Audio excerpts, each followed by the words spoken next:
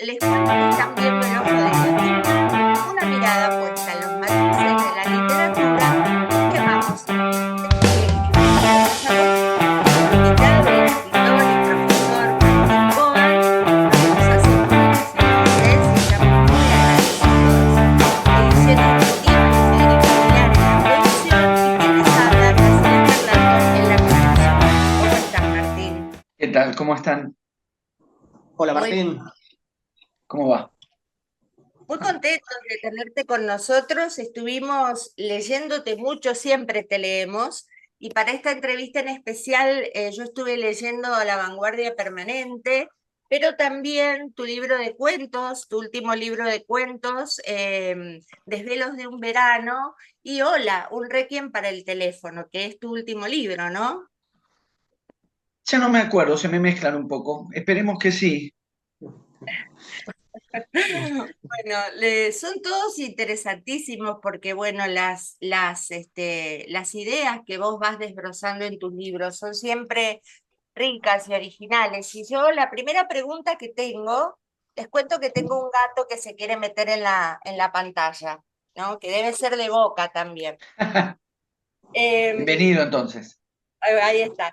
Bueno, Martín, en una época, vanguardia artística y vanguardia política fueron de la mano, mientras las nociones de futuro, de revolución, parecían viables. Pero ahora, una escritura de la resistencia en un presente tan ultraconservador como el que hay ahora en la Argentina con el gobierno de Milei, que incluso hace un culto de la crueldad. ¿Se puede pensar en esa utopía? ¿Podemos pensar en una forma de resistencia? Bueno, efectivamente las vanguardias tuvieron distintas corrientes y tuvieron distintas expresiones, pero hay sin dudas un aspecto o algunos lineamientos en los que fuertemente se superpusieron o hubo algo así como una promesa de una superposición posible entre ese gesto de transformación radical que al menos algunas de las vanguardias estaban intentando en la esfera del arte, y el gesto de transformación radical de la revolución política. Concretamente, es el caso, y en el libro al que hacer referencia avancé en esa dirección, es el caso de la coincidencia histórica entre el futurismo ruso, con Mayakovsky como referencia fundamental, y la Revolución Rusa de 1917, de manera que en algún punto sí eh, son coordenadas históricas, artísticas y políticas, donde efectivamente la idea de superponer vanguardia y revolución, o de más que superponer, que pudiesen confluir vanguardia y revolución, era una expectativa posible en el punto en que estos artistas sintieron o advirtieron, mejor dicho, que eso que estaban intentando hacer en la esfera del arte, es decir, una liquidación drástica de la tradición para abrirle espacio a lo completamente nuevo, encontraba una especie de sintonía objetiva con lo que los revolucionarios estaban haciendo políticamente en la Unión Soviética. Igual, dicho esto, y esto fue así, no deja de ser un dato significativo, y traté de seguir esa línea también, que ya en esos años hubo tanto de encuentro como de desencuentro entre los movimientos, y, y si bien es muy elocuente la superposición buscada o intentada, no son menos elocuentes las disyunciones que se produjeron también entre, digamos, revolución política, revolución estética, para decirlo rápidamente, o, ya que estaba Lenin de por medio, la noción de vanguardia en la política y la noción de vanguardia en la esfera del arte. Hay tanto de proximidad como discordancia, aún en esa coyuntura histórica, donde las respectivas vanguardias, la estética y la política, estuvieron tal vez más cerca que nunca. Las coordenadas en las que nos encontramos hoy son antitéticas en muchísimos sentidos. No solo ha quedado lejos hacia atrás y eventualmente lejos hacia adelante la perspectiva de que las cosas puedan ser distintas de como son, que en última instancia una atmósfera de época impregnada por proyectos de transformación social o lo que nos toca a nosotros, una atmósfera de época impregnada de conservadurismo, es ni más ni menos que modos de relacionarse con un futuro posible.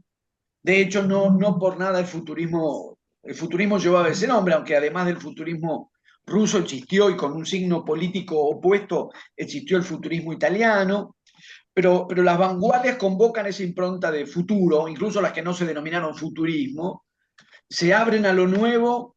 El gesto es, en lugar de recalar o reposar en la tradición, es decir, en el pasado, apostar a lo nuevo y por lo tanto al futuro.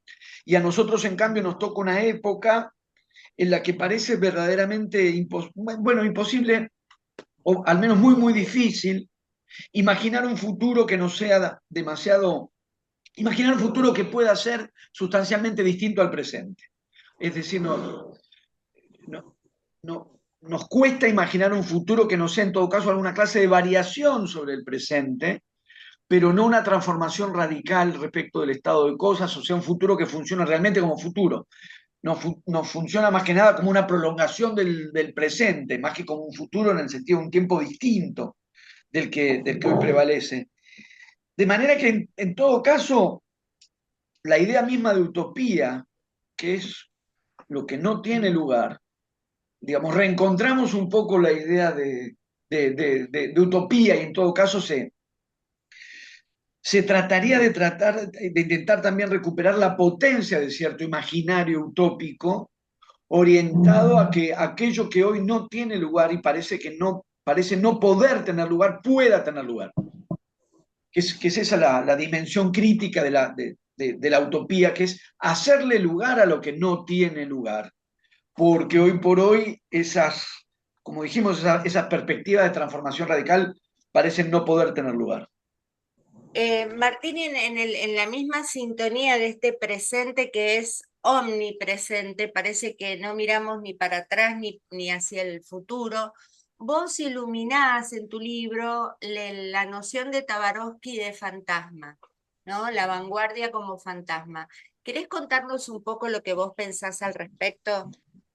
Hay algo en la parte final de la vanguardia permanente, en esa parte me oriento más hacia el estado de cosas en la literatura argentina contemporánea, y efectivamente hay dos textos de Damián Tabarovsky sobre los que vuelvo. Uno es literatura de izquierda y el otro es Fantasmas de la Vanguardia, porque hay algo que me parece que Tabarovsky aborda adecuadamente, o lo retomo por eso mismo, desde luego, que es, digamos, pensar estas cuestiones ni en la pretensión o la presunción de que se podría volver sobre las vanguardias sin problematización, o la idea de que podría postularse la vigencia de las vanguardias, que efectivamente no, asumiendo que no es posible convocar o invocar la vigencia o la presencia de las vanguardias como si tal cosa, porque la propia historicidad de las vanguardias indica lo contrario. Y en esa historicidad además queda cifrada la formulación de vanguardias clásicas, y si las vanguardias ya son clásicas, entonces quedan desactivadas en tanto que vanguardias, o hablamos, y razonablemente hablamos, de una tradición de vanguardia, y si cabe hablar, como de hecho cabe hablar, de una tradición de vanguardia, eso supone que la vanguardia ya es tradición, que efectivamente lo es, y por lo tanto, dado que estamos bueno, este año es el centenario del primer manifiesto surrealista, 100 años, 100, es efectivamente una tradición. Entonces, ¿qué de la vanguardia puede darse o puede convocarse en el presente si ya son tradición? Si ya hay vanguardia, si ya cuentan con su clasicidad y cuentan con eso desde hace mucho tiempo.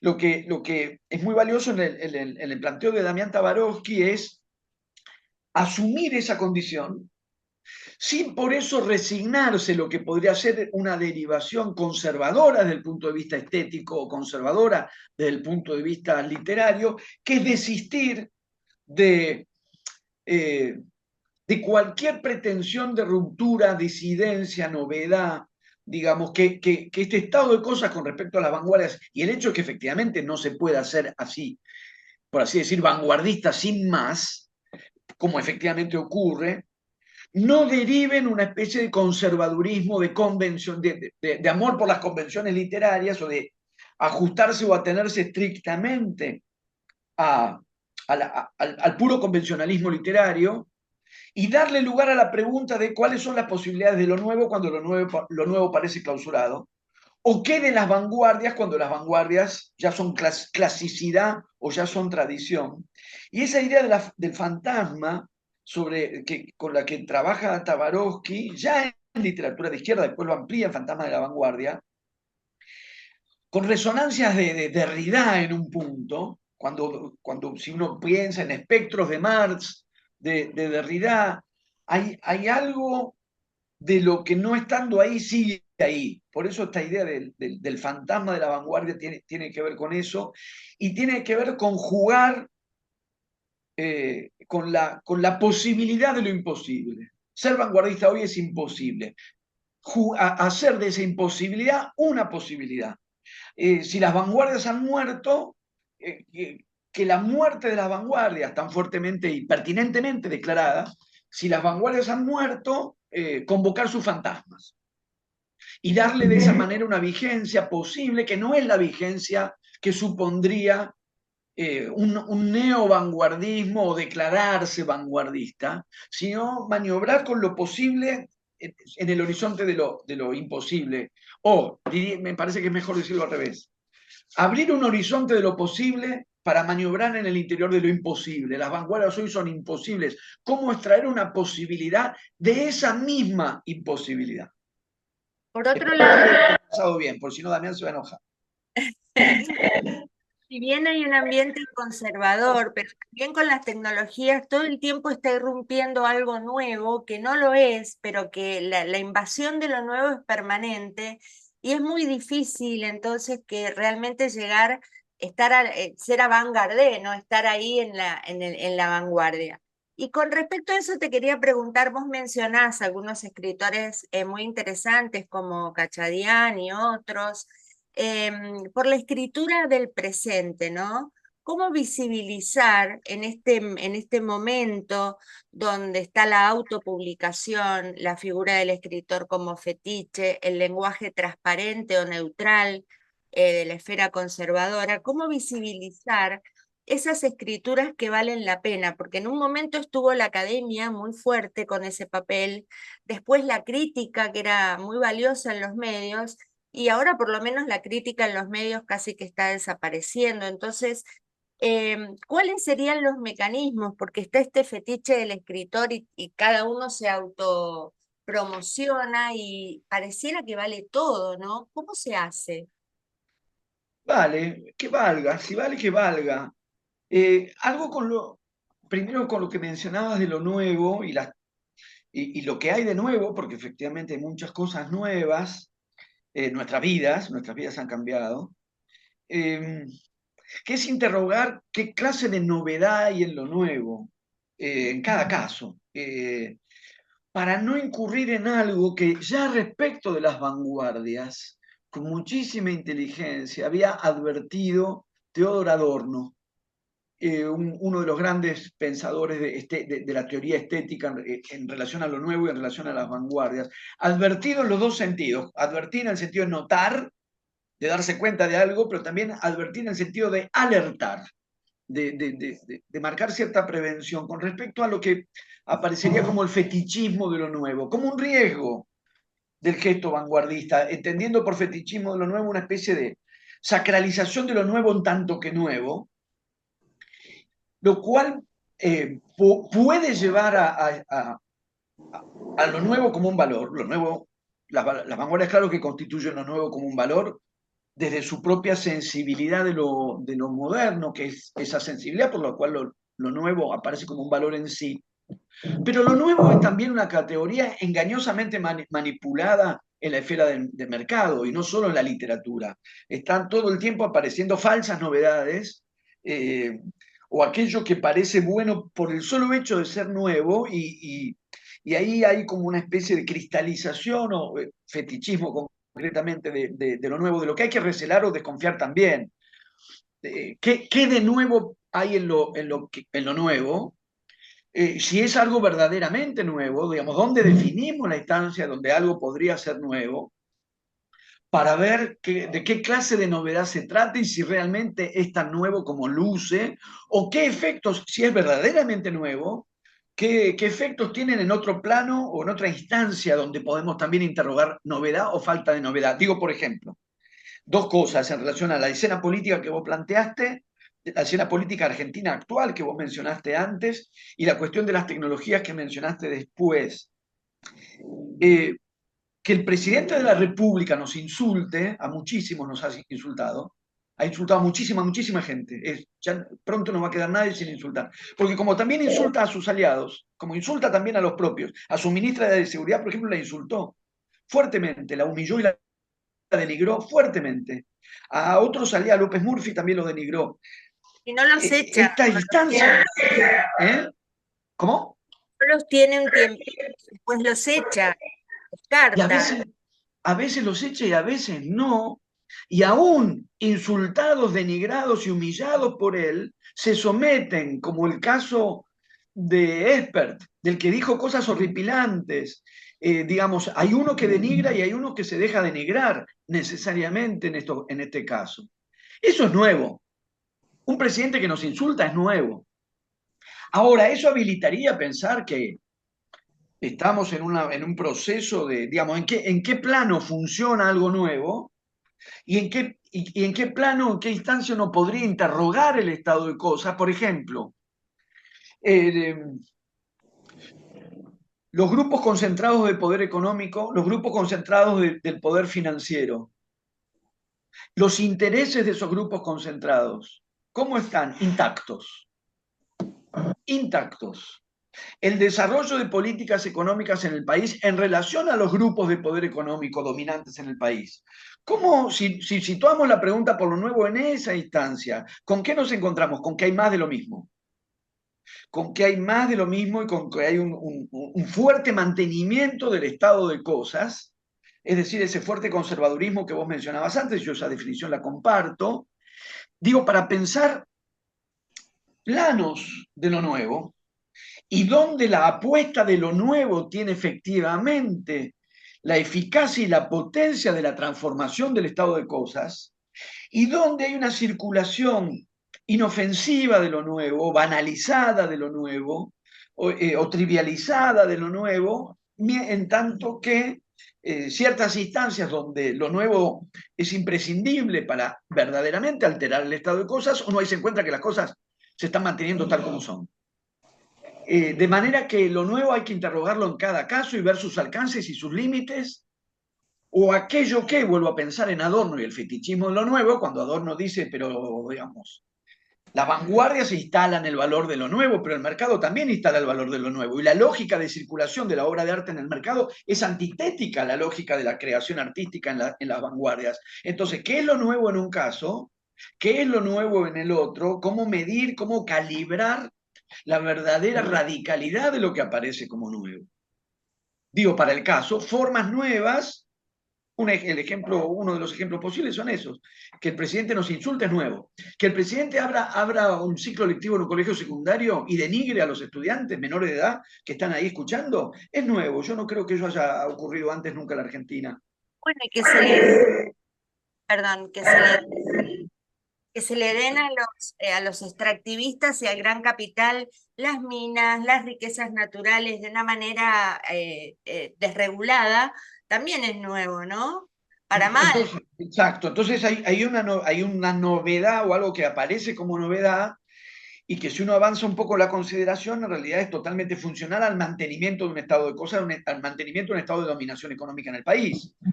Entonces, interrogamos también las novedades. Las nuevas tecnologías son efectivamente nuevísimas y han transformado nuestras vidas muy fuertemente. Por lo pronto, en esta misma escena que estamos llevando a cabo ahora,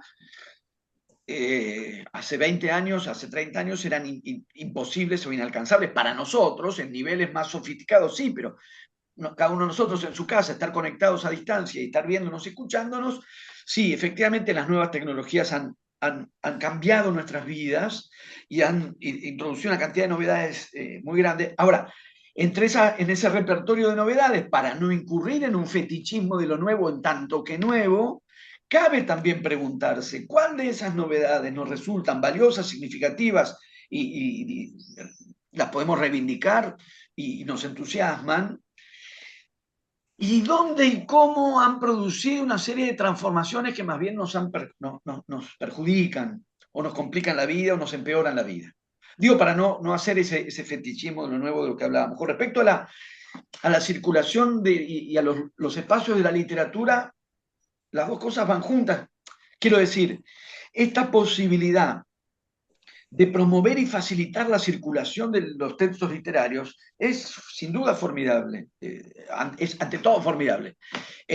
Cuando yo era joven, o sea, hace muchísimos años, empezar a publicar, cuando un autor inédito, como ocurre tantas veces, con su manuscrito y cómo empezar a publicar, cómo poder editar un primer libro, bueno, las posibilidades se ampliaron enormemente y eso no puede sino entusiasmar. Hay muchas otras vías, muchas más editoriales, mejores condiciones tecnológicas para hacer libros y que con recursos por ahí más limitados se pueda de todas maneras armar un editorial y poner en circulación libros. Todo eso que amplió el radio de circulación de textos literarios, amplió también el radio de demostración, podríamos decir, porque hay mucho más recursos para que se hable de libros. Ha producido, hasta aquí vino el elogio y manifesté el entusiasmo, pero produjo también un efecto de saturación por el cual los propios dispositivos en algún punto terminan anulando su propio efecto, que es el momento en el que, bueno, no es un momento, es una acumulación de momentos, digamos, la manera en que esta abundancia tan propicia, tan digna de celebración, que tantos libros se puedan publicar, que tantos libros circulen, que haya tantos espacios de circulación y de expresión, de lecturas, de divulgación o de difusión de los textos, también produce un efecto tal que en la abundancia ese todo empieza a parecerse a la nada. En el sentido, por ahí en el mismo sentido en el que a veces nos pasa, si uno va al viejo estante donde tiene sus discos, donde hay X cantidad, más, menos, X cantidad, uno se para frente a esa cantidad X de discos que uno tiene y recorre a ver qué quiere uno escuchar, que uno a veces no sabe antes qué quiere. Entonces va a mirar si en un momento dice, esto es lo que quiero. Y efectivamente uno puede hacer esa elección. Cuando lo que uno tiene al alcance es toda la música de todos los tiempos, por supuesto que es ante todo una bendición y es maravilloso y es extraordinario que toda la música de todos los tiempos esté a nuestro alcance. Es básicamente extraordinario. Lo que digo es que en un punto puede ser también paralizante, que es sobre mis 100 discos, o 100, o 150, o 20, o 1000, puedo elegir. En el infinito de todas las músicas, de todos los tiempos, de todos los géneros, no puedo elegir una. Pasa a veces con las películas también. Claro que es mejor tener tanto y tanto y tanto cine a disposición y no solamente la cartelera de los cines existentes. Sí, es mejor. Y es mejor tener tantas y tantas y tantas películas a disposición que lo que hacíamos yendo al videoclub a ver qué películas había y cuál nos llevábamos a casa. Sí, es mejor. No obstante, también es cierto que a veces, teniendo prácticamente todo el cine de todos los tiempos a disposición, uno pasa 20 minutos rebotando en las opciones y no sabemos qué queremos ver. Entonces, sobre ese estado de cosas beneficioso ante todo, promisorio ante todo, hay también un efecto no deseado, donde la disponibilidad, bienvenida sea, en lugar de ser un estímulo, muchas veces lo es, pasa a tener un efecto paralizante. Volvamos a la literatura. Se publica muchísimo, bienvenido sea. Circula muchísimo, bien. Los libros se difunden bajo un formato, vos de alguna manera, Graciela, lo señalabas. En general lo difunde el propio autor. lo cual ya relativiza la eficacia de esa difusión, porque el que aparece recomendando su libro es el que lo escribió. O sea, el que aparece recomendando es el que escribe y no el que lee, cuando uno apostaría más a la recomendación del que lee y recomienda a otro, y no el que escribe y se recomienda a sí mismo. Pero hay en la abundancia también está esto, y me pasa aún dedicándome yo como me dedico a la literatura, soy docente de literatura, es mucho más difícil orientarse en la cantidad. Sale tanto, se publica tanto, ¿qué de ese todo, qué de ese todo nos puede interesar? ¿Qué de ese todo puede ser valioso o resultarnos valioso? Se ha vuelto mucho más difícil dirimir, discernir en esa saturación. Ahí es donde digo que el todo termina de alguna manera, no digo siendo nada, pero puede tener un efecto paralizante en la dinámica que tradicionalmente tenía la crítica literaria, en los formatos tradicionales que han entrado en crisis sin que algo igualmente eficaz, me parece a mí, haya ocupado su lugar. Antes también se publicaba mucho, pero uno tenía lectores, medios de referencia a los que uno confiaba y con los que uno se guiaba, eh, y eso se ha debilitado muchísimo. Ya casi no hay espacio donde se pongan en circulación lecturas de lo que está apareciendo para que lectores posibles de los libros noten que tal o cual libro podría interesarles o no. El suplemento, incluso diarios muy tradicionales como La Nación, redujeron drásticamente el espacio que destinan a presentar lecturas de los libros que van apareciendo. En el diario Perfil está el suplemento literario, está el suplemento de cultura, pero el espacio también es restringido. Pueden ser 2, 3 libros de todo lo que aparece por semana. Cuando uno piensa que hace, claro, un montón de años, una revista como la revista Babel, fines de los 80, comienzos de los 90, claro, pasaron 30 años.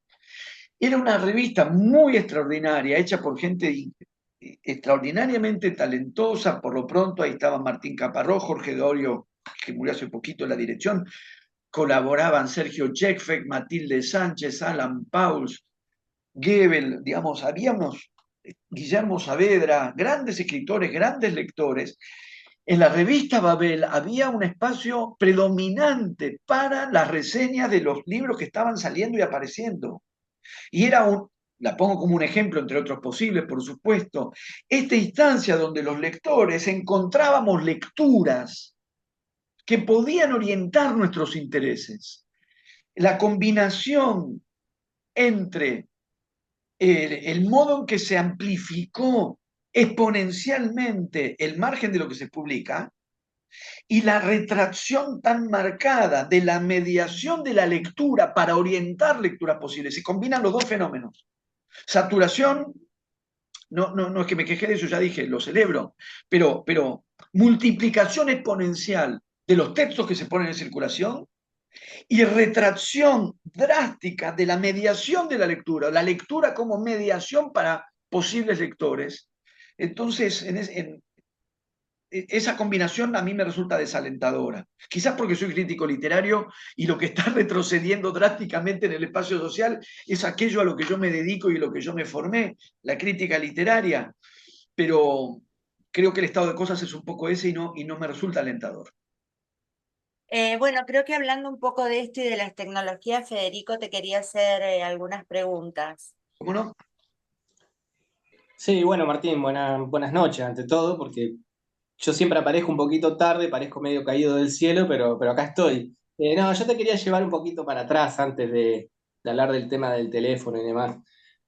Mucho más para atrás, salir un poco de la actualidad que ya sabemos cómo nos golpea. No sé qué te parece si si nos vamos, hasta 2 veces junio, que pareciera estar como distante y sin embargo sigue siendo una lectura súper actual. Pareciera que la historia argentina se repite. Hay algo que el personaje de 2 veces junio dice al final, dice, nadie quiere resignarse a la derrota. Yo me quedé con esa palabra, con esa frase, y también con la idea de cómo vemos la historia. Yo creo que desde el Matadero hasta la actualidad, pareciéramos estar signados por la violencia. Y Argentina siempre vive en ese círculo de violencia. ¿Cómo ves vos la historia a través de la literatura? Una cosa que quisiera mencionar porque, por lo que veo, nosotros no nos conocemos. Estamos de acuerdo en nuestra pesadumbre por el estado de cosas actual. No tenemos por qué dar por descontado que todos los que nos están viendo y escuchando comparten esa percepción. Es una posición que, por lo que veo, nosotros compartimos, pero no continuaría hablando sobre la base de un todos de acuerdo, porque no sé si estamos todos de acuerdo y no tenemos por qué presuponerlo. No estoy viendo yo, como la conexión que yo tengo, yo no veo los comentarios. Puede haber quienes estén de acuerdo con nosotros y puede que veo que compartimos el criterio sobre el presente en el país, pero no quisiera incurrir en el prejuicio de dar por descontado que todos vamos a estar de acuerdo, que todos estaríamos de acuerdo, porque podemos estar de acuerdo o no, y no hay ningún problema con que no estemos de acuerdo. No quisiera presuponer eh, una visión apesadumbrada que por lo que veo nosotros tres compartimos, pero los demás que estén escuchando quizás la compartan, quizás no la compartan y estén en cambio entusiasmados o ilusionados con nuestro presente y no tenemos por qué presuponer que todos pensamos eso. Por lo que veo nosotros tres sí. Con respecto a lo que decían, sí, a mí me parece que, bueno, no es que me parezca a mí, es como una cuestión, si se quiere, básica y sin embargo, siendo tan básica, parece imprescindible traerla de nuevo a colación, que es cómo elaboramos y pensamos el pasado, que es ni más ni menos que como condición de posibilidad para pensar y entender el presente. La, la, la tendencia o cierta perspectiva, uno no la comparte, que contrapone o plantea una disyuntiva o supondría que referirse al pasado es resignar la atención al presente o al futuro, me parece que anquilosa el pasado de una manera equivocada. En todo caso, sí ocurre cuando hay miradas anquilosadas del pasado o en el pasado. Eh, Todorov ha sido citado más de una vez en relación con esto, porque efectivamente hay un modo de fijación con el pasado, y Todorov hace, Svetan Todorov hace algunas advertencias importantes al respecto. Hay alguna clase de fijación con el pasado que sí podría conllevar un desentendimiento del presente, una clausura de una perspectiva de futuro. Pero interesarse por el pasado, reactivar el pasado, volver al pasado, no necesariamente implica anquilosarlo o quedar fijado ahí. Y llegado a ese punto, la antítesis entre prestar atención al pasado o prestar atención al presente deja de tener sentido. Al presente se lo interroga, se lo entiende, se lo piensa en relación con el pasado, del cual este presente es derivación, por supuesto. Entonces, ahí es donde pierde absolutamente, como digo, sentido la invitación que de todas maneras cada tanto nos formulan de dejemos el pasado atrás, así miramos para adelante, como si hubiese que elegir entre una cosa y la otra, o como si no debiéramos valernos del pasado para poder mirar para adelante, para poder concebir un futuro. Ni siquiera uno diría, son dos, bueno, una parte miramos para atrás y otra parte miramos para adelante. No es como en el auto, que uno mira el espejo, mira, y en realidad en el auto también. Uno mira el espejo y también para adelante. Porque si no, al momento que uno mira el espejo no vería. Es ese mismo juego por el cual la mirada va para atrás y para adelante y lo que uno ve hacia atrás es lo que le da sentido a lo que puede ver para adelante. Ahí sí diría que respecto de otros periodos argentinos, por lo pronto el de Menem, sobre todo la primera etapa del gobierno de Menem, o el gobierno de Macri, en el que sí me parece que era más fuerte la idea de dejemos el pasado atrás, ahora no se nos invita a dejar el pasado atrás, sobre todo pensando en Milei, no, en Villarruel. Entonces, ahí la cuestión es distinta que la que era en otros momentos. En otros momentos era como una invitación a la amnesia. Incluso cuando Menem da los indultos, la afinidad etimológica de amnistía y amnesia apareció, porque había una confluencia en términos de cerrar el pasado, clausurar el pasado, Ahora no, ahora no. Eh, Ahora se abre una instancia más interesante en todo caso para mí, por Villarroel, no por Milei, que es discutir el pasado una vez más, una vez más. Eh, en 2 veces junio aparece efectivamente. Me parece que es pertinente, y vos subrayabas, Federico, lo de la violencia. Me parece que efectivamente es una cuestión sobre la que legítimamente volvemos una y otra vez. ¿Qué violencias? No es la violencia. ¿Qué violencias? ¿Qué carácter tiene cada una de esas violencias? ¿A qué apunta? ¿Qué se propone? ¿Con qué confronta? ¿Qué desafía? ¿Qué no desafía? Eh, no quisiera yo mismo hablar de 2 veces junio, me incomoda, pero me parece que puede haber ahí un punto de reflexión posible de, además, distintos planos de prácticas de la violencia. Desde una microfísica de una violencia en los vínculos de la sexualidad hasta el terrorismo de Estado. Había, todavía lo hay, pero se reabren las discusiones y cuando las discusiones se reabren, una evidencia con respecto a que la violencia del terror y la violencia ejercida por fuera de la ley en manos del Estado suponía un tipo de gravedad mayor a cualquier otra forma de violencia, incluso violencias que alguien podría eventualmente cuestionar o condenar. La premisa de que la violencia ejercida por el Estado tiene un tenor distinto a cualquier otra violencia, y cuando hay una ruptura violenta de la ley, cuando se rompe con el sistema legal a través de la violencia y esa ruptura la produce el Estado, eso cobra una gravedad que la vuelve incomparable con cualquier otra forma o práctica de la violencia, que es algo que efectivamente en el matadero está. Porque en el matadero, en un Estado que no es todavía exactamente Estado nacional en el sentido de constitución, estabilización de una constitución, de hecho todavía no había constitución, aparece esa cuestión dramatizada por Echeverría en cuanto a la relación entre la violencia popular y la violencia estatal, que uno diría es el punto, o uno de los puntos críticos de la dramatización del matadero de Echeverría, que ciertas características de la violencia popular, del desborde o del descontrol de la violencia popular, se agravara, como se agrava en el matadero, porque se superpone con el aparato del Estado, dado que el matadero es también un aparato de regulación estatal, porque hay un juez en el matadero y porque se cobran impuestos en el matadero. Entonces, la posibilidad de pensar planos de la violencia, distintas inflexiones y formas de la violencia, sí, la literatura argentina habilita eso, claro, si se la lee, ¿no? Si no, no. Federico. Sí, no, quería traer esto ahora sí a la actualidad, y me interesa muchísimo lo que dice Martín en el tema respecto de la violencia estatal y la violencia popular. Esa dicotomía sobre la que se trabaja me parece excelente y me parece que en la actualidad pareciera que la violencia está avalada.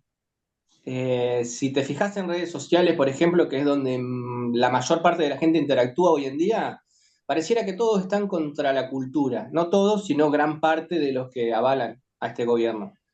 Y digo cultura en todos los espectros, desde el cine, la música, la literatura, pareciera que hay que cerrar todos los institutos, terminar con todas las becas. Y me parece una lucha desigual, porque si bien no es el poder del Estado, pareciera que sí es un poder que está avalado por el Estado. Ese grupo de personas que se creen en la condición de poder decir, esto es cultura, esto no es cultura, que cierren el Inca, que se termine con el Instituto de la Música, que se terminen con las editoriales independientes, que se termine con el libro. Pareciera que gran parte de la sociedad afirma eso, o que lo acompaña. ¿Vos cómo ves la lucha y la resistencia de la cultura en el presente o en el futuro cercano, Martín?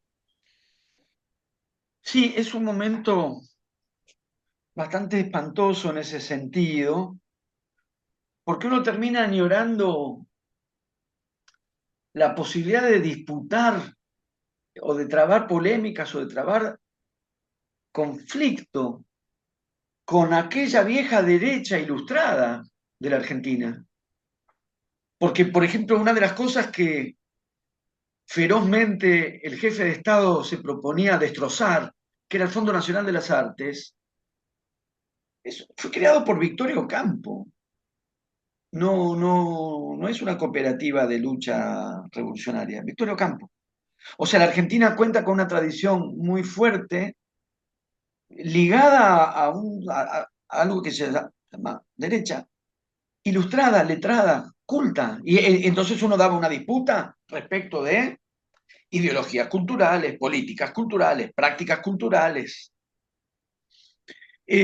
Por eso a veces pienso, no sé si es exactamente una batalla cultural, es una batalla anticultural, porque una batalla cultural supondría el debate de la revista Contorno y la revista Sur. Dos proyectos de cultura, dos imaginarios de la cultura, dos ideologías de la cultura. Imaginarios, yo pensaría una batalla cultural si se abriera la siguiente discusión. ¿Qué tipo de cine en las políticas culturales del país? ¿A qué tipo de cine hay que apostar? Entonces ahí se abre una discusión de estéticas cinematográficas. ¿Qué cine necesitamos? ¿A qué cine hay que apostar? ¿A qué cine hay que sostener? A eso yo lo llamaría una batalla cultural. ¿Cuál es el cine que se quiere promover en la Argentina? No, lo que hay no es esa discusión, lo que hay es eliminar la posibilidad de que haya políticas culturales que promuevan la industria cinematográfica. No hay una discusión que uno la llamaría batalla cultural. ¿Cuál es la literatura argentina cuya difusión en el mundo queremos promover? Entonces uno ahí se encontraría con una batalla cultural. Esa expresión de la cultura del país, que es la literatura, y la posibilidad que esa expresión y la presencia de la cultura argentina circule en distintos lugares del mundo a través de políticas de traducción de literatura argentina, una batalla cultural sería cuál es la literatura que queremos difundir y por qué. ¿Cuál es, según un proyecto político del país, según un proyecto ideológico en el país, cuál sería el programa de traducciones que queremos promover? ¿Qué literatura es la cuya traducción queremos promover? Y uno ahí tendría una batalla cultural. No, hay directamente destrozar el programa Sur de traducciones. Destrozarlo simplemente. Hacerlo reventar. Ni más ni menos.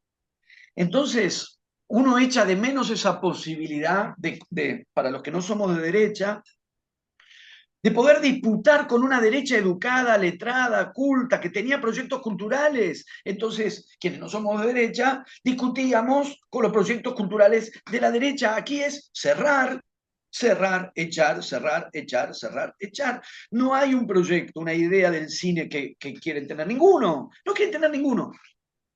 Solamente el cine comercial que se sostiene por el mercado, que es el cine pochoclero, que es perfectamente legítimo en la industria del entretenimiento, pero que no corresponde a ningún proyecto de cultura en un país. Porque eso efectivamente se regula en el mercado. Y está perfecto que exista el mercado y está perfecto que lo regula el mercado. Lo que en cada uno de los países que conocemos ocurre es que se plantea también la necesidad de que haya un cine que no sea el pochoclero, sin desestimar el cine pochoclero cuando uno se quiere entretener. Va a haber cine pochoclero. Pero la necesidad de promover un cine que no sea solo el comercial, que exista un cine que no sea solo el cine comercial, que exista una literatura que no sea solo la literatura comercial, que exista una música que no sea solamente la música comercial. Por eso aparece Marta Argerich a decir, ¿cómo van a destrozar esas becas de formación que fueron tan útiles para mí? Porque, por supuesto, que si vamos al rendimiento del volumen de ventas, Marta Argerich no sería quien es en el mundo y en la cultura argentina. Entonces, estamos en un nivel tan elemental, tan elemental, que Federico, yo tiendo a pensar, no sé si para mantener una esperanza, pero es que realmente la tengo. No creo, o quiero no creer, que el 30% de respaldo electoral que obtuvo el actual jefe de Estado, un tercio de la población que vota, no necesariamente responde a avalar o acordar con que se destroce el cine argentino, se destroce la literatura argentina, o la alternativa de que haya estímulos para los escritores, para las artes visuales, digamos, lo que hizo posible a Marta Argerich, lo que hizo posible a Leonardo Fabio, lo que hizo posible a Borges, porque Borges tenía el Premio Nacional de Literatura. Ahora le llaman curro a eso, ahora le llaman curro, pero no es un curro. Un gran escritor argentino, Borges, ganó el Premio Nacional de Literatura y eso era un ingreso legítimamente ganado por un escritor y por tantos escritores que tienen Premio Nacional, Premio Municipal. Eso no es un curro, no es un ñoqui que vive del Estado. Es una política de un país que estimula y promueve sus expresiones culturales. No diría que el 30% adhiere a la idea de destrozar la cultura argentina. Me parece que hay una adhesión a una ilusión posible respecto de la aparición de alguien que, un poco por lo que hablábamos antes, yo creo que no hay ninguna novedad de fondo, digamos, en las actuales políticas, pero sí que se generó una ilusión de cambio posible. Ya hace un tiempo que las palabras cambio son utilizadas por los sectores conservadores. Ahí hay una disputa ideológica que dar, por supuesto, pero no pensaría que hay un 30% de habitantes de la Argentina que quiere que no haya más un Borges en la Argentina, que no haya más una Marta Argerich en la Argentina, que no haya más un Leonardo Fabio en el cine argentino y que quede la música comercial, la literatura comercial, el cine comercial, el teatro comercial, etc. Me parece que no, me parece que el respaldo tiene que ver con con un amplio sector de la sociedad, amplio, muy amplio sector de la sociedad, muy desatendido, muy descuidado, muy largamente desatendido, muy largamente desesperanzado y que encontró una esperanza donde la encontró. Yo personalmente creo que esa esperanza ha ido a parar a un lugar que va a terminar siendo decepcionante, que ya da fuertes muestras de que van a defraudar esa esperanza. Es lo que yo creo, pero eso no me habilita a objetar a dónde fue a parar la esperanza de gente que la pasa sustancialmente peor que uno y que hace largo tiempo que le estaba pasando mal y la está pasando mal. Yo creo que esa esperanza ha ido a parar a un lugar equivocado, pero también trato de entender y no pronunciarme respecto de dónde va a parar la ilusión de alguien a quien se despojó de toda ilusión, a quienes se despojó de toda ilusión. Y a la vez creo que, o me decido a creer, que ese movimiento de adhesión a una actual gestión del Estado, que tiene que ver con el padecimiento y una ilusión posible, no necesariamente implica el aval de todas estas iniciativas de destrucción de las expresiones culturales. No la totalidad. Las redes me parece que producen, quizás produzcan una distorsión, no lo sé, porque las redes, el resentimiento, la mentira, la falsificación, la denigración, el maltrato, ocupan un volumen mayor, me parece a mí, que el que puede responder a una dinámica social más genuina. Es como si tuviésemos una zona de intensificación, como si uno dijera que hay cada cual pone lo peor de sí. Digo, pensando en que cuando uno pasa, por ejemplo, en lo que llamaba Twitter, si pasás más de 2 horas ahí, aún una persona medianamente pacífica, te empezás a poner violento.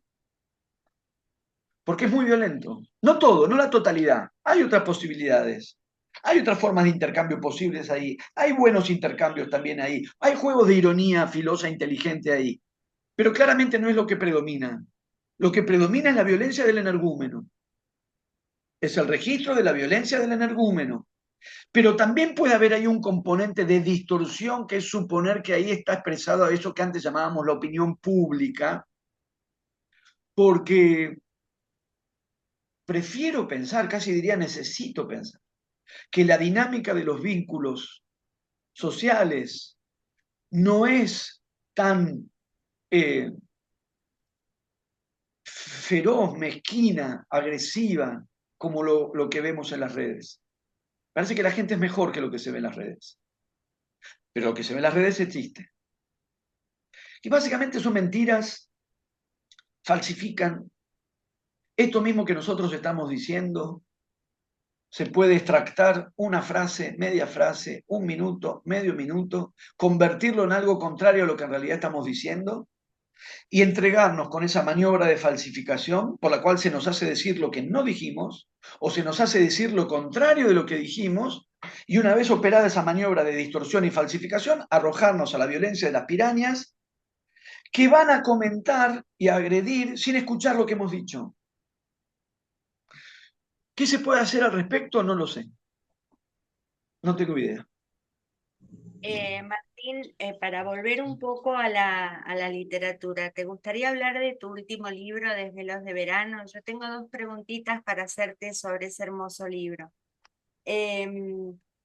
La sensación que tuve, me encantó, se los recomiendo, los que están escuchando, cómprenlo, no se lo pierdan.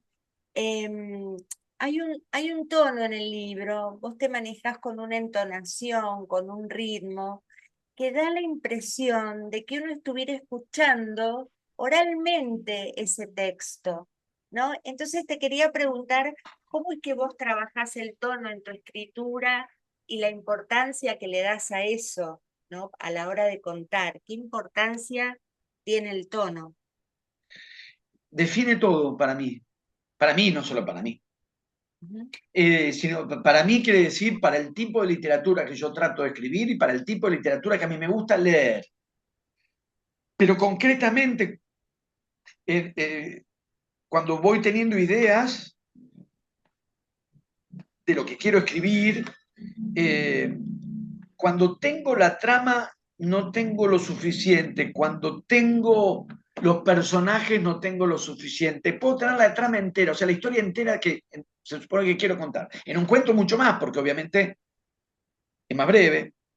Entonces uno puede tener la peripecia entera en mente, la peripecia entera, incluso una novela, que es más difícil, el pormenor, pero uno puede decir, grosso modo, tengo la peripecia entera, va a pasar esto, y después esto, los personajes son estos, el lugar es este y este. Y hasta que uno no encontró el tono, para mí no encontró nada, nada entre comillas. Y a la vez cuando encontró el tono, encontró todo. Por tono hay que entender, se puede entender más de una cosa. Hay un registro, una cadencia, que es eso que sí, sin ser oral, pero tiene, es un ritmo y una cadencia. Es eso. Que no es la Pero voz, perdón, que no es la ¿verdad, Martín? No sé si se escuchó, porque el escritor tiene una voz propia que se ve en todos sus libros, pero después en cada libro particular hay un narrador y le da voz a ese narrador, ¿no? Ahí hay diferencia. exactamente, porque en definitiva, lo constitutivo de cualquier ficción es esa voz que es el narrador. Y que es siempre una construcción, incluso en textos autobiográficos, incluso en los casos en los que los autores escriben como hablarían ellos mismos o se cuentan a sí mismos.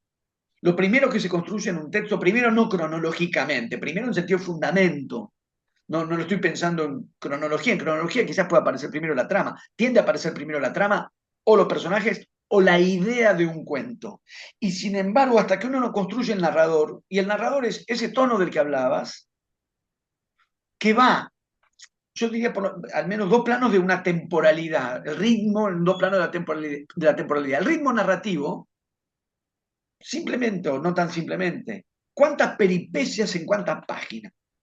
Yo soy más bien lento en el ritmo narrativo, de pronto pasa una o dos cosas cada tanto, y hay textos en los que hay 7, 8 núcleos de avance narrativo por página, es decir, así de simple, hay textos narrativamente más veloces, incluso vertiginosos, copy, y textos premeditadamente parsimoniosos, Saer. Y hay un tiempo de la narración que sería ni más ni menos que eso. ¿Cuánta peripe, cómo es la relación entre el tiempo de la escritura? Esto tiene una denominación que es tiempo de la escritura, tiempo del discurso y tiempo de la historia, en rigor. El tiempo del discurso es la duración del texto mismo, de la escritura misma, respecto del tiempo de la historia, que es la duración de la peripecia de lo que se está narrando. También uno podría decir el tiempo de la narración y el tiempo de lo narrado. ¿Qué relación hay? Entonces, a veces es de aceleración, de vértigo, a veces es de parsimonia, en el sentido de la lentitud, que a mí me encanta, la lentitud narrativa, que a mí me encanta, pero después hay otra marca en el tono, que es el ritmo de la frase, ya no de la temporalidad narrativa de las peripecias, la cadencia del párrafo y en el párrafo la cadencia de las frases. El tono estaría dado por un aspecto más que la relación entre el narrador y lo narrado, que tiene que ver con la construcción del narrador. ¿Qué relación va a establecerse, no entre uno, sino entre el narrador que uno está construyendo y eso que el propio narrador va a narrar? Distancia, cercanía, involucramiento, pasividad, neutralidad, sabe, no sabe, sospecha, se intriga, no le importa. Eso hace al tono también. En el caso de Desvelo de Verano, como ven con toda esta vuelta y lo que preguntaba antes Federico 2 veces junio, no me es cómodo hablar de mis propios libros. En ese caso es un libro de cuentos y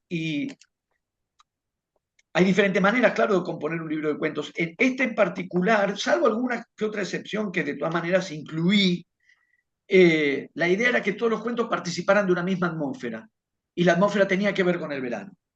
Entonces, no todos, pero sí la gran mayoría comparten una atmósfera y esa atmósfera busqué, claro, la atmósfera del verano, pero los libros no son, los libros no tienen temperatura, excepto lo que se suscita desde las propias palabras. Busqué un tono que tuviese que ver y que hiciera que los distintos cuentos del libro compartieran una atmósfera que no tiene que ver solamente con que la gran mayoría transcurre durante el verano. Efectivamente transcurre durante el verano. Ahora, ¿eso qué implica narrativamente? Hay un juego que busqué en los distintos cuentos, con variaciones, claro. Primero hay algo con la disponibilidad del tiempo en el verano. Hay algo con la duración de las horas en el verano, y no solo porque el día dura más. No, me refiero a que casi siempre en estos cuentos hay tiempo disponible. Esto sería. Las historias transcurren en un espacio de tiempo disponible. El tiempo está disponible. Hay algo con pensar que el invierno es el tiempo de la retracción, que el invierno es el tiempo del repliegue, el invierno es el tiempo del adentro en el sentido de lo que no queda expuesto, va para adentro y no queda a la vista, en tanto que el verano es el tiempo de lo expuesto, desde que tenemos menos ropa puesta encima, hay como una disponibilidad también de los cuerpos, una accesibilidad, en principio, visual de los cuerpos. Los cuerpos están más expuestos, pero hay también una comunicación más fluida entre los espacios interiores y el afuera, porque está todo abierto, porque lo abierto, frente a la retracción o cierto encapsulamiento de un mundo invernal, pensé en el verano como el tiempo de lo que se exhibe, porque los espacios interiores están al alcance de la vista o porque están mucho más comunicados con el espacio del afuera. Ahora, ¿cómo funciona el secreto? ¿Cómo funciona algo que no se ve bajo ese régimen de exposición y de visibilidad? Entonces, en los cuentos, de distintas maneras, pero me parece que hay algo que está en varios de ellos, que es que en ese régimen al que le llamamos verano, en el que todo está iluminado y todo está a la vista, algo, sin embargo, se oculta. Vos decís que no te gusta hablar de tus libros, pero yo tengo que incomodarte porque viste que nos escuchan escritores, gente que quiere escribir, y a mí me interesa mucho cómo hiciste estos cuentos, ¿no? Y me quiero detener en uno en especial, pero en realidad estoy hablando de todos, que es en La Siesta, por los finales, porque los finales de los cuentos de este libro de Desvelos de Verano, a mi modo de ver, son finales elegantes, no son estridentes, no hay remates estridentes, al contrario, y son fatales, o sea, no podía no pasar eso, pero están elididos, ¿no? Es como que el narrador no lo dice, o sea, concretamente en el cuento sí está el conflicto o el desenlace, lo pone el lector, ¿no? ¿Vos quisiste trabajar estos finales en particular así en todo el libro? ¿Te lo propusiste? ¿Cómo fue pensarlos? Primero me vas a tener que permitir que yo te haga una pregunta a vos. ¿Si esta cuál es? ¿Es el de la chica que toma sol? La chica que nada en el río, sí. Sí, ya sé cuál es. Eh, claro, sí, porque en definitiva, todo lo que dijimos son efectos de las palabras. La luz, la mirada, los cuerpos, el adentro, el afuera, son efectos de la escritura. No es el cine. En el cine finalmente uno los cuerpos los ve o no los ve. El interior, un director que decide poner la cámara fuera de una casa, pero por la ventana vemos lo que pasa dentro de la casa. Eso convoca el régimen de la mirada, el adentro y el afuera se registra para nuestra mirada. En la literatura son todos efectos de las palabras. Por lo tanto, cuando uno dice lo que queda a la vista y lo que no, no se plasma sino entre lo que se dice y lo que no se dice. Ahí es donde uno verdaderamente traspasa, no solamente en el plano de lo referido, sino lo que el mismo lector ve, no lo que los personajes ven o no ven, sino lo que el lector ve o no ve. Y lo que el lector ve o no ve tiene que ver con lo que el narrador dice o no dice. Entonces, dado que en el plano de, como decíamos, la relación entre la narración y lo narrado, si en el plano de lo narrado, si las historias tienen que ver con lo que se oculta o se muestra, y donde al parecer todo se muestra, hay algo, sin embargo, que queda encriptado como un secreto, ¿cómo producir ese mismo efecto en la narración y como efecto de lectura? Que es jugar de un modo análogo eso que está pasando en la peripecia, que es que todo parece evidente y al mismo tiempo al interior todo está a la vista, la luz, los cuerpos, espacio abierto, y en ese mundo iluminado, abierto, de todo a la vista, hay algo absolutamente secreto que nadie va a saber. Hacer que eso ocurra también con las palabras, para que eso el lector no solamente lee que eso pasa en la historia, sino que le pasa la propia experiencia de lectura, que es que narrar en un registro aparentemente o en principio transparente, todo se va diciendo. Un narrador que despliega todo lo que va pasando. Y en ese despliegue hay algo que no se dice y que el lector sabe, sin que nadie se lo diga, sin que el narrador se lo diga. Entonces, lo que ocurre en la historia, donde todo está a la vista y algo, eso que no, ese algo secreto está también a la vista, todo pasó a la vista y sin embargo es secreto. Para el lector lee ese cuento, todo está dicho, pero hay algo que no está dicho y que se ve en lo que se narró. Sí, por eso la elegancia que tienen esos finales, ¿no? Pienso, por ejemplo, en el cuento donde aparece este cuerpo que lo ve una sola persona, en ese pueblo donde que es tórrido y hace calor, ¿no? También es similar en ese sentido a la siesta. Bueno, no te queremos cansar, Martín. Creo que Federico tiene una pregunta. Yo te voy a hacer una cortita al final y terminamos. ¿Cómo no? Bien, Martín, perdona porque yo soy el que te saco un poco el tema de los libros y de tu rol de escritor, pero considero que además del rol de escritor y de tu estatus de escritor, tenés un estatus de intelectual, pero en el sentido más amplio de la palabra intelectual, que le daba eco, porque Humberto Eco decía que es el que puede crear algo a través del intelecto, algo nuevo, y por eso es un placer escucharte. Hay una palabra que está rondando la Argentina desde hace un tiempo, te voy a llevar a otro lugar también, que es la universidad pública y tu rol como maestro. Hay una palabra que a mí me asusta de verdad, que se llama adoctrinamiento. Pareciera que todo ataque a la universidad hoy está llevado a través de esa idea del adoctrinamiento, cuando en realidad lo que hay ahí es una enseñanza. Hay teorías que son muchísimo más fecundas y por eso más dictadas que otras, pero eso no quiere decir que le quiten relevancia. Si yo tomo una teoría para desarrollarla, no estoy desacreditando la otra, simplemente estoy dando esta, que es la que nos interesa, por ejemplo, a la cátedra. Pero digo, ¿cómo ves el futuro de la docencia en medio de la posibilidad de ser denunciado, como propone el gobierno, que ante el adoctrinamiento el alumno pueda denunciar? Y sabiendo que esto puede convertirse en una cacería de brujas. Lo digo en tu rol de profesor de universidad pública. Primero, en cuanto a la condición de intelectual, efectivamente, pero despojada de aura. Despojada de aura, efectivamente, sí. Y yo y los docentes somos todos intelectuales, sí. Si nos dedicamos específicamente a la producción, a la elaboración de ideas, leemos y escribimos y dictamos clases, somos todos intelectuales, no, digo, somos intelectuales. Porque no me voy a remitir a las redes, porque en las redes la gente o pone lo peor de sí, evidentemente, muchos ponen lo peor de sí, o lo peor de la sociedad está expresándose ahí. Pero el antiintelectualismo es una verdadera desgracia, en el sentido que atenta contra la posibilidad misma de elaborar y poner en circulación ideas en la sociedad. Y al mismo tiempo, insisto, no hay ningún halo, ninguna élite, eh, ninguna esfera privilegiada donde están los intelectuales.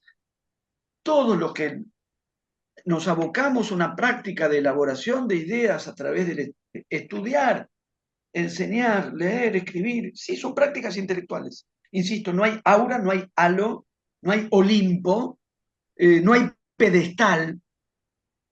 Son prácticas de elaboración de ideas, ni más ni menos que eso. Eso mismo ocurre en la universidad, yo soy docente universitario, no es el único ámbito donde uno circula o pone en juego la elaboración de ideas, pero mi trabajo fundamental es ese. Y es alarmante bueno, con respecto a lo que señalaba Federico del propósito de la vigilancia y el control del Estado, con un grado de injerencia del Estado sobre nuestras vidas y sobre nuestras prácticas, que yo no recuerdo que se haya planteado en democracia de esta manera. La idea de infiltrar la delación del Estado y al Estado, la vigilancia estatal de todas nuestras prácticas. Digo porque supuestamente estamos frente a una gestión que está a favor de la libertad y no de la persecución del Estado. Y lo que uno empieza a advertir es que en realidad retiran al Estado, hostigan al Estado, solamente en lo que tiene que ver con las regulaciones económicas, con lo que podría poner límites a la avidez de la explotación de los grupos de poder económico, retiran al Estado de lo que necesariamente ha de ser su función social en una sociedad de injusticia y de desigualdad, ahí lo retiran. O a la hora de pensar un desarrollo de políticas culturales, ahí lo retiran. Para reprimir, no lo retiran, lo fortalecen. Para vigilar y regular con un aparato de vigilancia, un panóptico en nuestras vidas, es un Estado que se está queriendo meter en nuestras prácticas como nunca que yo recuerde en democracia. Porque esta idea de que cada ciudadano sea un delator de otro, donde se aplicó eso muy fuertemente fue en el estalinismo. Y fracasó en el estalinismo no porque faltaran delatores y delaciones, sino por sobresaturación. No quedaba nadie sin ser delatado. Todo el mundo delatado. A todo el mundo. Entonces, se neutralizó en sí mismo porque si le agarraba bronca a alguien, a un vecino, había discutido a un vecino, lo delatabas. Sí, yo lo escuché hablar mal de Stalin. Pero el vecino rápidamente te delataba a vos, porque no, yo lo escuché al otro vecino. Es él, el de enfrente, ¿eh? Él dijo que Stalin era un tirano. Todo el mundo había delatado ya, y todo el mundo estaba delatado. ¿Qué es esta ambición evidentemente autoritaria, totalitaria más que autoritaria, esta ambición totalitaria de vigilancia y control total? En el ámbito educativo se pone en juego conocimientos y transmisión de conocimientos, elaboración y transmisión de conocimientos, producción de saberes. Esos saberes no tienen por qué ser rígidos ni dogmáticos, preferiblemente no tienen que serlo cuando uno está enseñando. Es decir, uno enseña un determinado campo del saber. Cuando uno enseña y aprende en esa dinámica de enseñanza y aprendizaje un determinado campo de saber, si realmente estamos estudiando, y a eso nos dedicamos, también estudiamos, pensamos, abordamos los límites de ese saber, las contradicciones, los puntos críticos de ese conocimiento. Uno toma una determinada corriente de pensamiento, histórica, literaria, filosófica, económica. Para elaborar su conocimiento, el movimiento es entre sus premisas, sus fundamentos, la lógica específica de ese saber, de ese campo de conocimiento, también sus límites, sus dificultades, sus contradicciones, las críticas que admite. Cuando enseñamos toda esa dinámica. Confundir eso con el gesto del que imparte unidireccionalmente, es decir, autoritariamente, un dogma, supone una posición enunciativa autoritaria, de alguien que impone, ni transmite, ni genera el estímulo del conocimiento. El gesto es el de imponer. Supone un receptor pasivo que va a absorber pasivamente eso que se le impone. No lo va a elaborar, no lo va a pensar. Simplemente lo va a absorber pasivamente, como se recibe pasivamente algo en un espacio que esté hueco. El presidente de la Nación le llamó eso lavado de cerebros. Para que un cerebro sea... Y fue muy ofensivo, llamativamente ofensivo con los estudiantes argentinos. Cuando dijo, como dijo nuestro actual jefe de Estado, que la educación argentina era un lavado de cerebros, está diciendo también que nuestros estudiantes tienen todos ellos el cerebro lavado. Es una subestimación y un desprecio hacia los estudiantes argentinos, y está tan lejos. Yo hace más de 30 años que doy clases en la universidad. No ese es el estado de los cerebros, por decirlo con los términos del jefe de Estado. Para lavar un cerebro al mismo tiempo, lo he pensado en algún momento en estos términos, como cuando se lleva un auto a lavar, el motor lo tenés que apagar, si no, no se puede lavar un auto. Para lavar un cerebro, el cerebro no tiene que estar en funcionamiento. Eso expresa una visión tan despectiva de la condición de los estudiantes que es muy insultante para todos los que conformamos la escena educativa, y también supone una visión rígida y dogmática. No hay adoctrinamiento si no hay doctrina.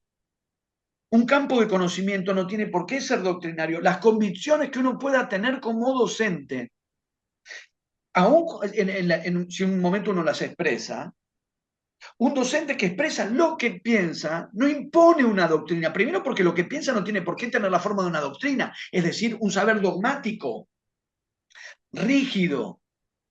¿Por qué suponen que cuando un docente dice lo que piensa, eso que piensa es dogma, es doctrina? ¿Por qué suponen que lo impone y no lo pone a consideración? No lo pone en circulación. ¿Por qué suponen que eso va a ser recibido pasivamente y no pensado?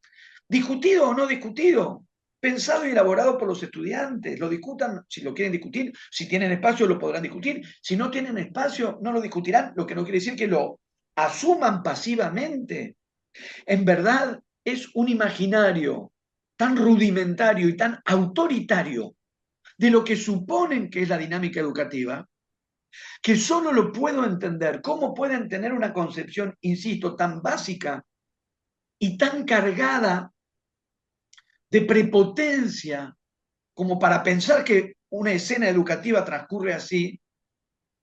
Lo entiendo cuando pienso, ya lo mencionamos, la apertura del ciclo lectivo 2024 en el Colegio Cardenal Copelo, donde el jefe de Estado insultó a buena parte de los estudiantes, pero los insultó expresamente, los insultó, se burló de alguien que se desvaneció, de dos que se desvanecieron, se burló de los estudiantes que se habían desvanecido, los hostigó, los denigró e interfirió su exposición con referencias sexuales cuanto menos oscuras para ser pronunciadas en un auditorio de menores de edad en la apertura de un ciclo lectivo.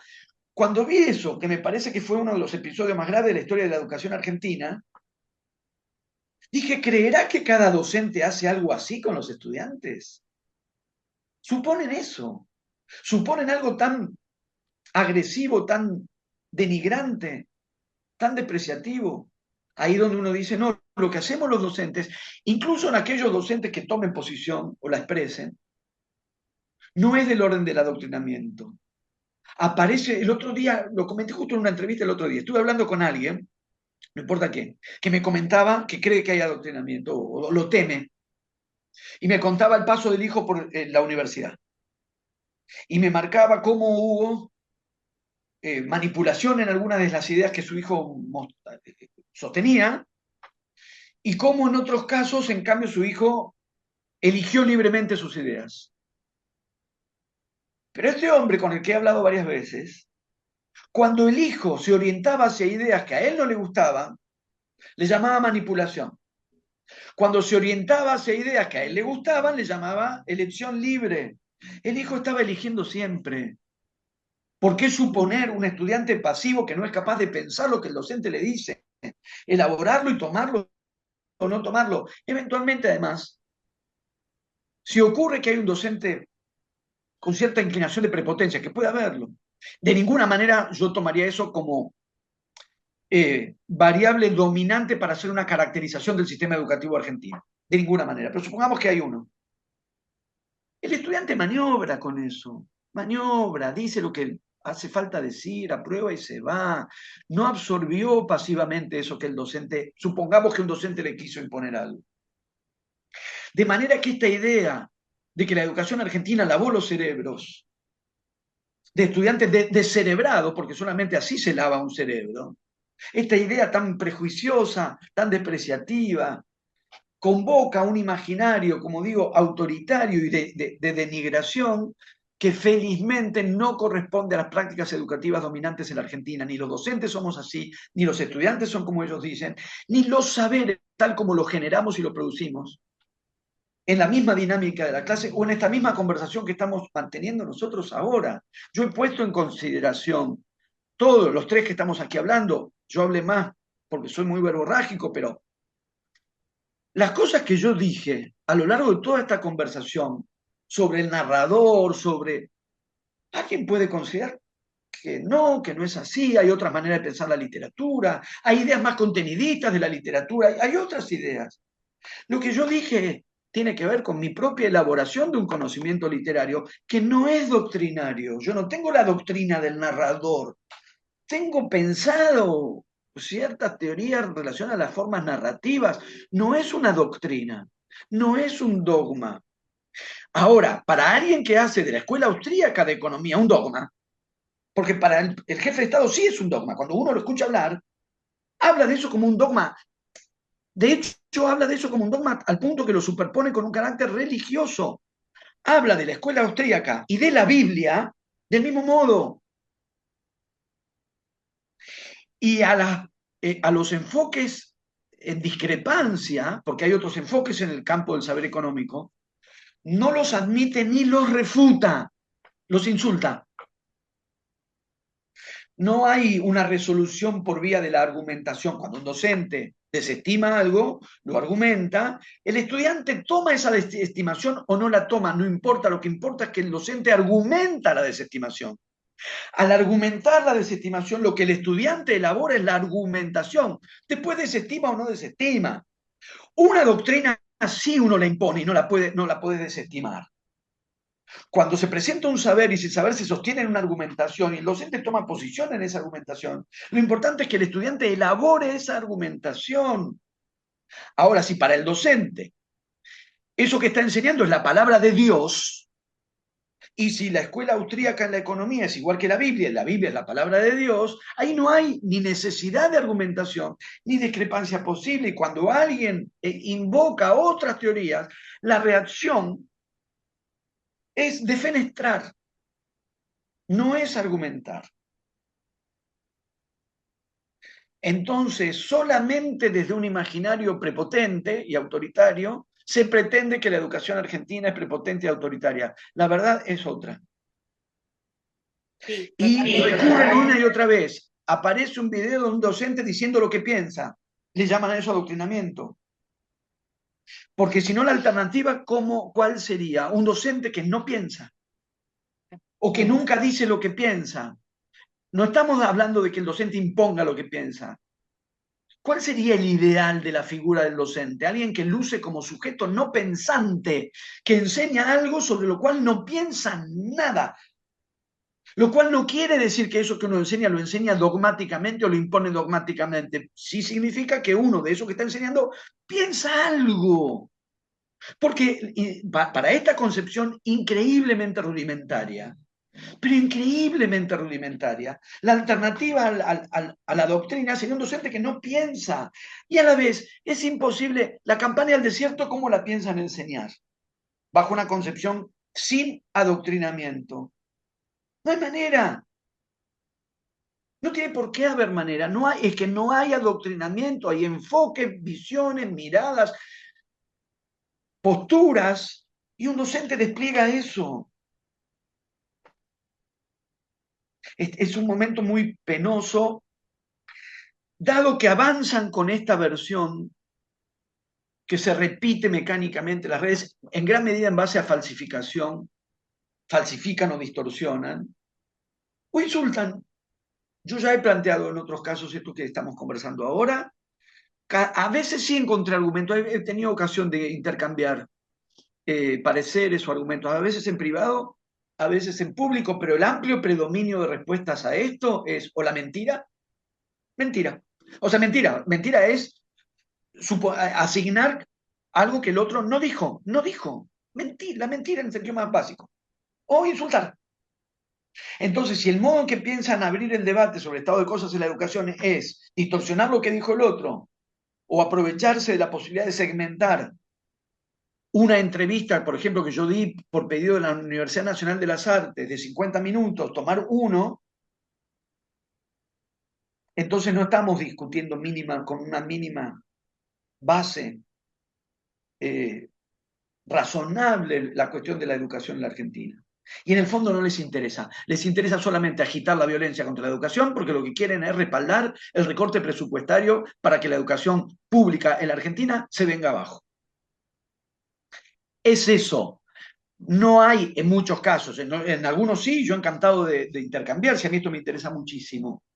Pero en los casos en los que lo que aparece rápidamente es la falsificación de lo que uno dijo, que no es lo que uno dijo, y el insulto, la denigración personal, uno dice, acá no hay alguien interesado en discutir, en elaborar el estado de cosas en la educación argentina. Es alguien que está activando, otra vez lo que decía Federico, activando la violencia para desprestigiar un ámbito que muy por el contrario no ha dejado de ser motivo de orgullo, uno de los pocos motivos de orgullo que tenemos como país, que es la educación pública que tenemos en la Argentina, aún con los problemas que son muchísimos y el desgaste y el deterioro que ha habido, que es mucho, sigue siendo uno de los pocos motivos legítimos de orgullo que podemos tener como argentinos, lo que supone la educación pública en Argentina. La están queriendo denigrar para justificar su vaciamiento presupuestario, que es lo que están haciendo. Entonces, encantadísimo de abrir la discusión sobre estas cuestiones en todas las escenas y escenarios en los que se plantee. Cuando tergiversan e insultan, es que están jugando otro juego. Están queriendo instalar una distorsión falsificadora del estado de cosas en nuestra educación para respaldar ideológicamente la política de desfinanciamiento de la educación pública en la Argentina, paralela a el refuerzo del financiamiento de la educación privada, porque los vouchers para la educación privada, ese dinero ya sí ha sido entregado. Lo que no tenemos claro es si nuestras universidades nacionales van a poder seguir funcionando después de mayo. Con lo cual tampoco es cierto que no hay plata. Para algunas cosas se ve que hay. Bueno, compraron un montón de aviones, ¿no? No sé para qué, pero bueno. Martín, ya para terminar, me gustaría que como docente y como escritor nos cuentes qué futuro soñás para la literatura argentina y cuál es el horizonte próximo que ves para nosotros, los que tratamos de escribir en este país. Ay, quisiera sonar alentador.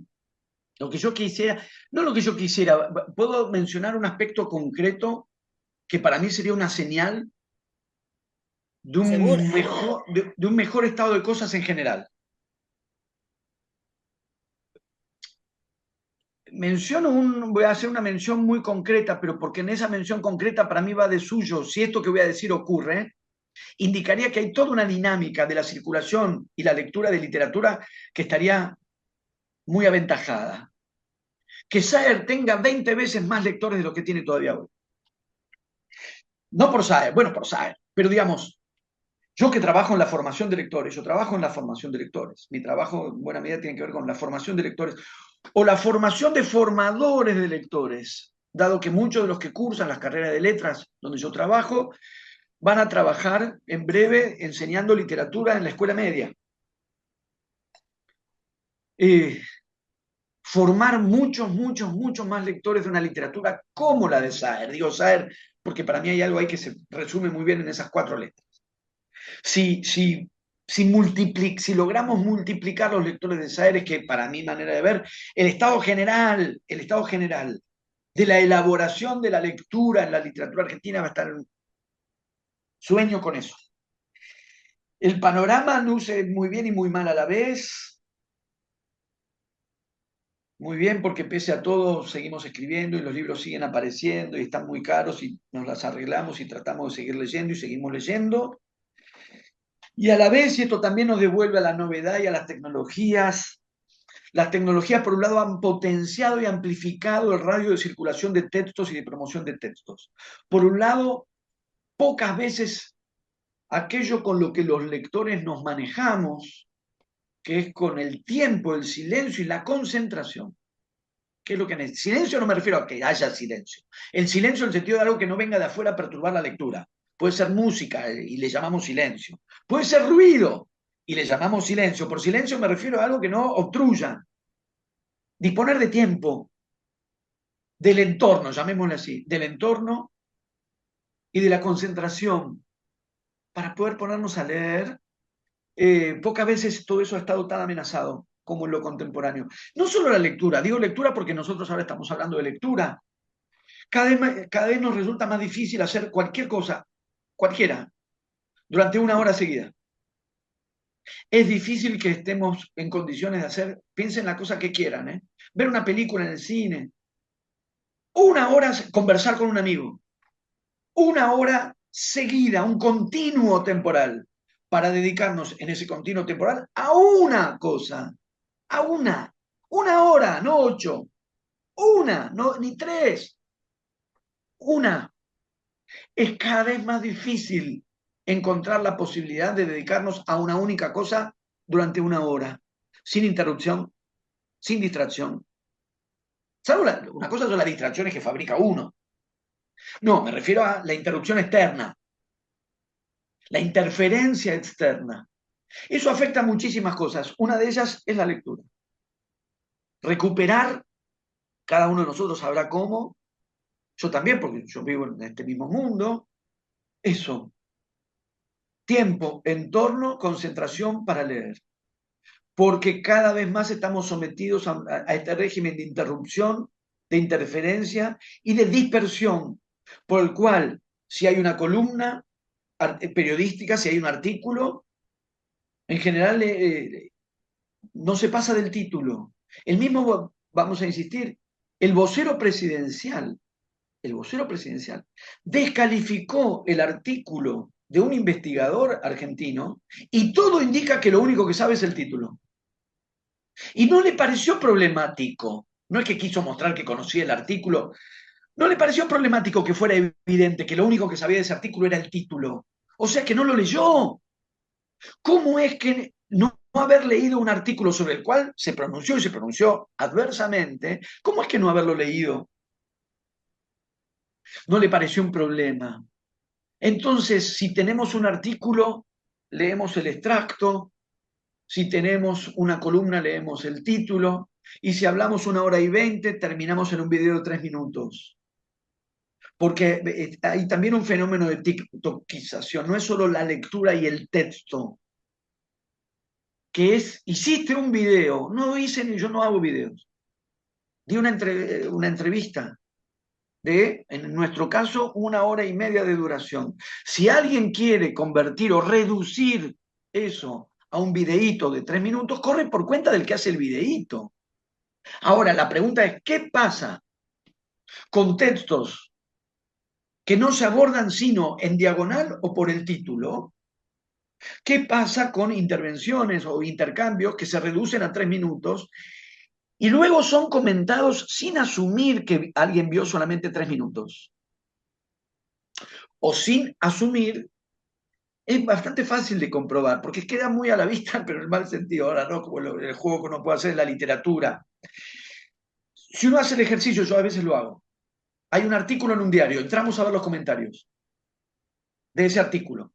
O hay una entrevista en un diario, entramos a ver los comentarios de esa entrevista. 9 de cada 10 comentarios, y a veces los 10, refieren al título. Solo al título. Y uno dice, qué casualidad, ¿justo les interesó lo mismo que al editor que destacó esa frase? No, es que no leyeron más que el título. Si hay una entrevista y yo leo el título y no leo más que el título, yo entiendo que esa entrevista no me interesó. Si me interesa, la leo. Si no me interesa, no la leo. Pero si no me interesa y no la leo, ¿por qué la comento? Entonces ahí sí veo un punto crítico con la lectura hoy, que es que nosotros tres en este caso, estamos produciendo textos, a veces escritos, a veces orales, y los ponemos en circulación, y estamos poniendo en circulación textos orales o escritos en un espacio en el que o no se escucha o no se lee. Estoy haciendo una generalización. Los que leen ya sabemos, los que escuchan ya sabemos. Estoy pensando en los que no. Y buena parte del caudal de lo que se comenta proviene de los que no escucharon lo que se dijo y de los que no leyeron lo que se escribió. No son bordes periféricos del desganado, del colgado. Domina la escena del intercambio. Las escenas del intercambio son dominadas casi en su totalidad por quienes comentan lo que se dijo, pero no lo escucharon un pedacito, o comentan lo que se escribió, pero sin leerlo, solo vieron el título. Ese estado de cosas es muy problemático porque yo por lo pronto no encuentro otra manera de hacer algo al respecto que hablar o escribir, pero que uno queda entrampado en eso mismo, que es que sí, uno habla, pero otra vez no van a escuchar, los que no escuchan no van a escuchar y los que no leen no van a leer. Entonces, ¿cómo hacemos con este estado de cosas? Donde, recapitulo y resumo o enfatizo, comenta, lo que se dijo es comentado por el que no escuchó, lo que se escribe es comentado por el que no leyó. Y ante eso, ¿qué podemos decir si no lo van a escuchar? Y ante eso, ¿qué podemos escribir si no lo van a leer? No lo sé.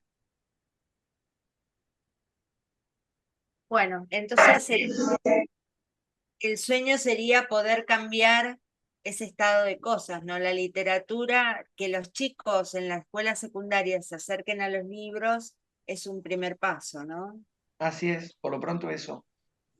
Bueno, Martín, un placer charlar con vos. Hemos aprendido, hemos discutido, hemos estado de acuerdo. Te lo agradezco mucho. Federico, vos, ¿querés decirle algo a Martín?